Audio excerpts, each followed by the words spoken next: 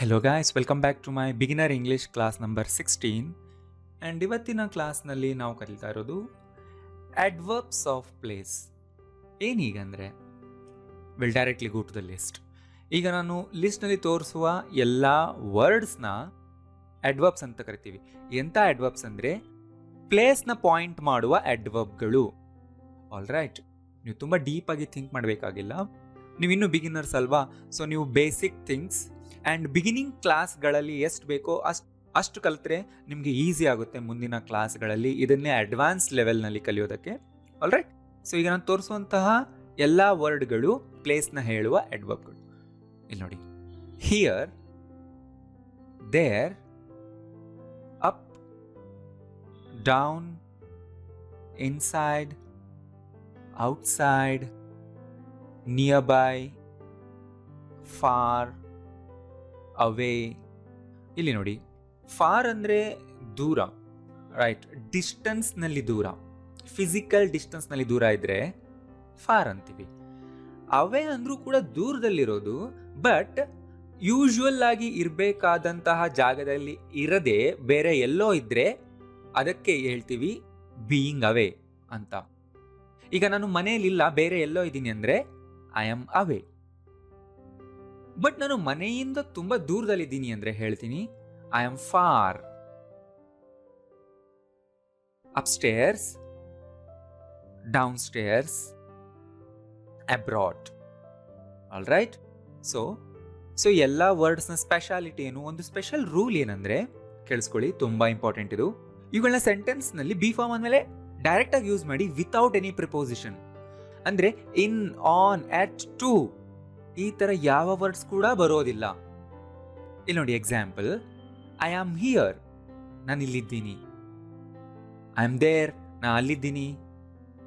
I am up, ನಾನು ಮೇಲಿದ್ದೀನಿ. I am down, ನಾನು ಕೆಳಗಿದ್ದೀನಿ. I am inside, I am outside. I am nearby. Nearby ಸ್ಪೆಲ್ಲಿಂಗ್ನಲ್ಲಿ space ಇಲ್ಲ, nearby single word. ಕೇಳಿಸ್ಕೊಳ್ಳೋರಿಗೆ ಗೊತ್ತಿರುತ್ತೆ ಯಾವುದರ ಹತ್ತಿರ ಅಂತ, ಅವಾಗ ಜಸ್ಟ್ ನಾವು ಹೇಳ್ಬೋದು ಐ ಆಮ್ ನಿಯರ್ ಬೈ ಅಂತ. ಅಂದರೆ ನೀವು ಬರ್ತಾ ಇರ್ತೀರ ಅವ್ರ ಜಾಗಕ್ಕೆ, ಅವ್ರು ಎಲ್ಲಿದೆಯಾ ಅಂತ ಕೇಳ್ತಾರೆ, ಅವಾಗ ನೀವು ಹೇಳಿ I am near by.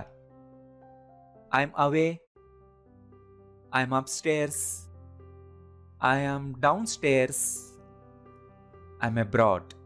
And ಇಲ್ಲೂ ತುಂಬ ಜನ ಮಿಸ್ಟೇಕ್ ಮಾಡ್ತೀರಾ ನೀವು. I am in abroad, wrong. He is in abroad, wrong. ಹೇಳಿದ್ನಲ್ಲ, ಈ ವರ್ಡ್ಗಳ ಹಿಂದೆ ಇನ್, ಆನ್, ಅಟ್, ಟು ಇವ್ಯಾವ ವರ್ಡ್ಸ್ ಕೂಡ ಬರೋದಿಲ್ಲ, ಯೂಸ್ ಮಾಡಬಾರ್ದು. This is the rule. Note ಮಾಡ್ಕೋಬೇಕು ನೀವೀಗ. ಆ್ಯಂಡ್ ಎಲ್ಲ ಸ್ಲೈಡ್ ಆದಮೇಲೆ ನೀವು ನೋಟ್ಸ್ ತಗೊಳ್ತಿದ್ದೀರಾ ಅಲ್ವಾ, you must do that. All right, ಈಗ ಒಂದು ಎಕ್ಸಾಂಪಲ್ನ ನಾವು ಪ್ರಾಕ್ಟೀಸ್ ಮಾಡೋಣ ಬನ್ನಿ. ನಾನು ಹೇಳಿದ್ಮೇಲೆ ನೀವು ಹೇಳಿ. ಹಿ ಈಸ್ ಔಟ್ ಸೈಡ್, ಅವನು ಹೊರಗಡೆ ಇದ್ದಾನೆ. ನೆಗೆಟಿವ್ ಮಾಡಿ. He's not outside. ಈಗ ನೋಡಿ, ಇಲ್ಲಿ ಅವನು ಎಲ್ಲಿದ್ದಾನೆ ಅಂತ ಕೇಳ್ತಿಲ್ಲ. ಈಗ ಆಲ್ರೆಡಿ ತುಂಬ ಸರಿ ಕೇಳಾಗಿದೆ ಕ್ವಶನ್ ಅಲ್ವಾ. ಅವನು ಯಾಕೆ ಹೊರಗಿದ್ದಾನೆ ಅಂತ ಕೇಳಿ. ಸೊ ಇಲ್ಲಿ ನೋಡಿ, ನಾ ಹೇಳಿದ ಸ್ಟ್ರಕ್ಚರ್ ಸೇಮ್ ಇರುತ್ತೆ. WH ಫಸ್ಟ್ ಬರಬೇಕು, ಆಮೇಲೆ ಇಸ್, ಲಾಸ್ಟ್ನಲ್ಲಿ ಸಬ್ಜೆಕ್ಟ್ ಬಂದಿದೆಯಾ. Why is he, where is he ತರಾನೇ ವೈ ಈಸ್ ಹಿ ಬಂದಿದೆ. ಔಟ್ಸೈಡ್ ಅನ್ನೋ ಒಂದು ಎಕ್ಸ್ಟ್ರಾ ವರ್ಡ್ ಸೇರ್ಕೊಂಡಿದೆ. ಇದೇ ಥರನೇ ಇರಬೇಕು. ವೈ ಈಸ್ ಹಿ ಔಟ್ಸೈಡ್ ಅಂತಾನೆ ಕೇಳಬೇಕು. ರೈಟ್, ಸ್ಟ್ರಕ್ಚರ್ ಈಗಲೂ ಸೇಮೇ ಇದೆ. ವೇರ್ ಈಸ್ ಹಿ ಜಾಗದಲ್ಲಿ why is he, why is he here, why is he there, why is he outside, why is he inside. ಹೇಳಿದ್ನಲ್ಲ, ಸಬ್ಜೆಕ್ಟ್ ಲಾಸ್ಟಲ್ಲಿರುತ್ತೆ. ಅಂದರೆ ಅರ್ಥ ಇಲ್ಲಿ ಲಾಸ್ಟಲ್ಲೇ ಇದೆ. ಔಟ್ಸೈಡ್ ಅನ್ನೋ ಒಂದು ವರ್ಡ್ನ ಸೇರಿಸಿದೀವಿ ಅಷ್ಟೇ. ಗೊತ್ತಾಯ್ತಲ್ಲ. ಅವನು ಹೊರಗೆ ಹಾಕಿದ್ದಾನೆ, ವೈ ಇಸ್ ಔಟ್ ಸೈಡ್. ಇವತ್ತು ಕೊಡೋ ಹೋಮ್ವರ್ಕ್ನಲ್ಲಿ ವೈನ ಯೂಸ್ ಮಾಡಿ ನೀವು. ಆಲ್ ರೈಟ್, ನೆಕ್ಸ್ಟ್ ಹೇಳಿ. ಅವನು ಹೊರಗಡೆ ಇದ್ದಾಗ ಹಿ ವಾಸ್ ಔಟ್ ಸೈಡ್. ಇರಲಿಲ್ಲ, he was not outside. ಅವನು ಯಾಕೆ ಹೊರಗಿದ್ದ. ಮೇಲಿನ ಸೆಂಟೆನ್ಸ್ನ ಪಾಸ್ಟಿಗೆ ಚೇಂಜ್ ಮಾಡಿ. Why was he outside. ಯಾಕೆ ಅವನು ಹೊರಗಡೆ ಇದ್ದ. Why was he outside. ಅವನು ಹೊರಗಡೆ ಇರ್ತಾನೆ, he will be outside. ಅಂದರೆ ಅವನು ನೋಡಿ ನಾಳೆ ಎಲ್ಲ ಹೊರಗಡೆ ಇರ್ತಾನೆ, he will be outside all day tomorrow ಅಂತ ನೀವು ಹೇಳ್ಬೋದು. He will not be outside. ಯಾಕೆ ಅವನು ಹೊರಗಿರ್ತಾನೆ ಹೇಳಿ? Why will he be outside? All right. So ಈಗ ವಿಡಿಯೋ ಪಾಸ್ ಮಾಡಿ 1-2-3 ಸರಿ ಓದಿ ಸೆಂಟೆನ್ಸ್ಗಳನ್ನ ಇಂಗ್ಲೀಷ್ನಲ್ಲಿ ಜೋರಾಗಿ, ಆಮೇಲೆ ಕಾಪಿ ಮಾಡ್ಕೊಳ್ಳಿ. ಆಲ್ ರೈಟ್, ಮಾಡಿದ್ರಾ? ಆ್ಯಂಡ್ ಇದೇ ಥರ ನೋಡಿ ನೀವು ಕೇಳ್ಬೋದು, ಯಾಕೆ ನೀನು ಇಲ್ಲಿದ್ದೀಯಾ? Why are you here? ತುಂಬ ಫ್ರೀಕ್ವೆಂಟ್ ಆಗಿ ಕೇಳೋ ಕ್ವಶನ್ಸ್ ನೋಡಿ, ಈಗ ನಾನು ಕೊಡ್ತಾ ಇದ್ದೀನಿ ನಿಮಗೆ. ಈ ಥರ ನೀವು ಕೇಳಬಹುದು. ಯಾಕೆ ನೀನು ಅಲ್ಲಿದ್ದೀಯಾ? Why are you there? Try ಮಾಡಿ. Why are you up? Why are you down? ಮೇಲೆ ಕೆಳಗೆ ಅಂದರೆ ಇಲ್ಲಿ ಯೂಶುವಲ್ ಪ್ಲೇಸ್ಗಿಂತ ಮೇಲಿದ್ರೆ ಅಪ್, ಡೌನ್ ಅಂದರೆ ಯಾಕೆ ನೀನು ಕೆಳಗಡೆ ಇದೆಯಾ, ಮೇಲೆ ಅಲ್ವಾ ಇರಬೇಕಾಗಿತ್ತು, ಆ ಥರ. Why are you inside? Why are you outside? Why are you nearby? ಇಲ್ಲಿ ನೋಡಿ, ಯಾಕೆ ನೀನು ದೂರದಲ್ಲಿದೆಯಾ ಅಂದರೆ ಯಾಕೆ ಇಲ್ಲಿ ಇಲ್ಲ.